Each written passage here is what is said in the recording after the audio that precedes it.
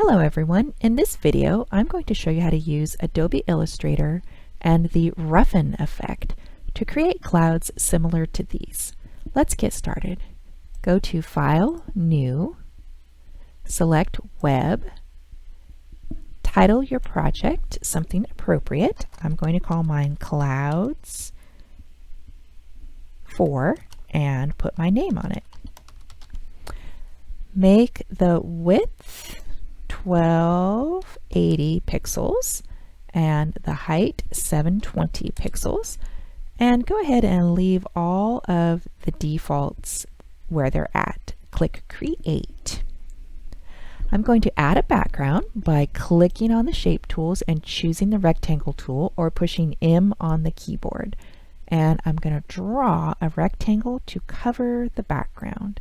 Over here where the fill and the stroke are, I'm going to set the stroke to none and then press X on the keyboard to bring the fill forward. And I'm going to go to Window, Swatches to open some colors. And I'm also going to go to Window, Color to open the color panel. Now I'll choose a color. Let's choose this purple color. But that's much too dark for a sky, so I'm going to go to the color guide and choose this lighter version.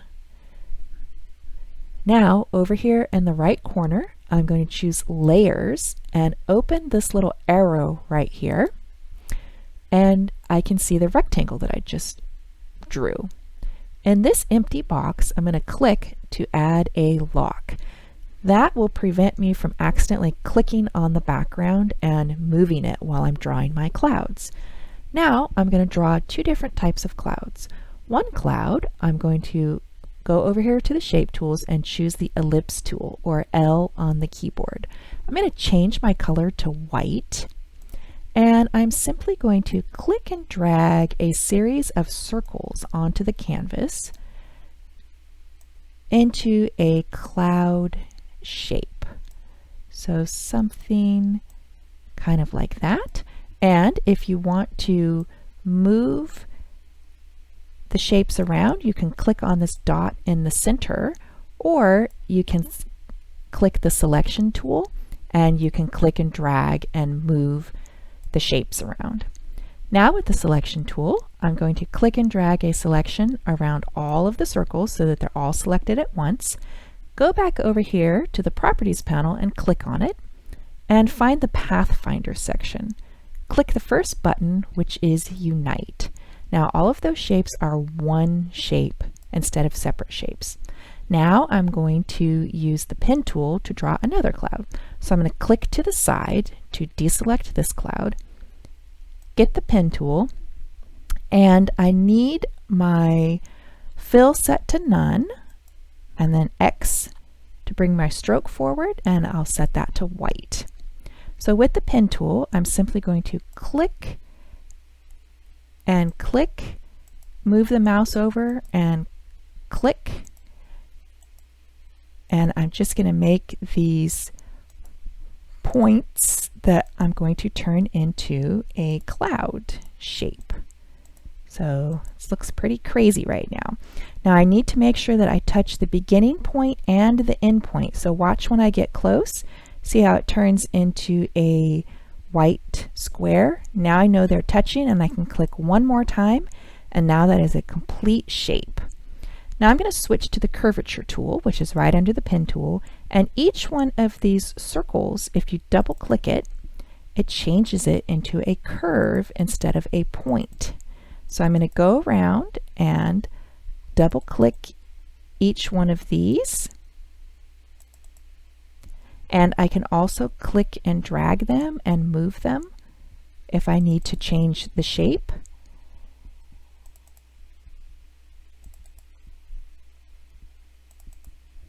Okay, there we go. So if you need to make any adjustments, go ahead and click and drag until you like the shape. Then here's a trick. If I want to fill this in with white, all I have to do is click this swapper arrow, and it swaps the fill to white and the stroke to none. The next thing that I'm going to do is add the roughen effect. So I'll get the selection tool, or V on the keyboard, and I'll select the top cloud, go to Effect, Distort and Transform, Roughen.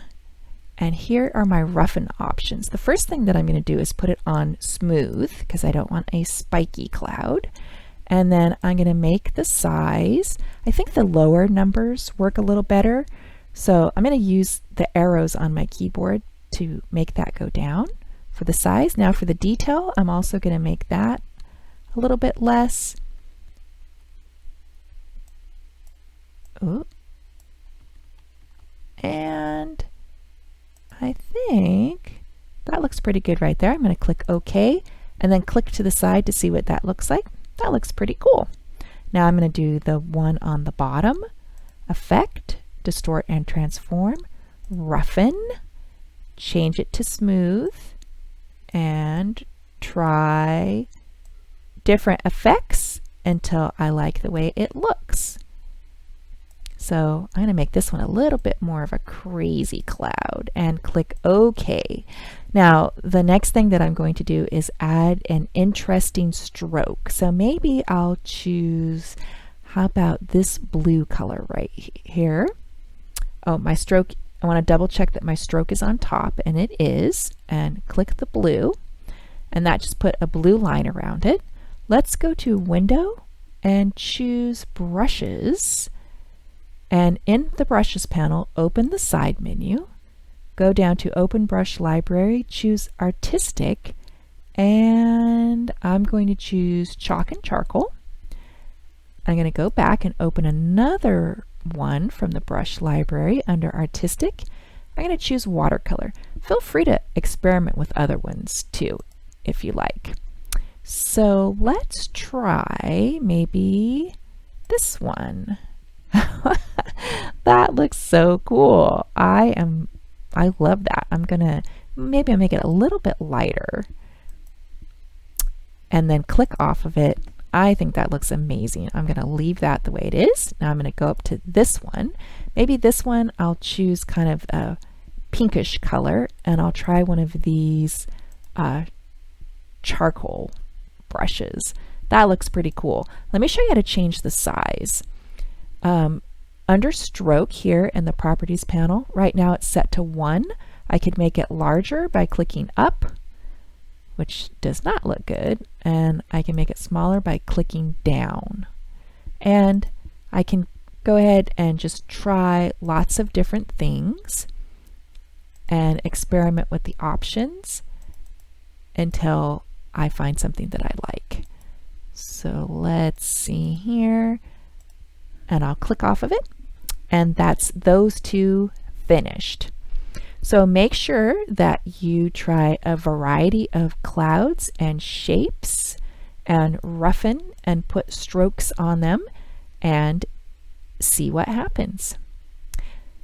Make sure you save your changes and turn in your project so that you get credit.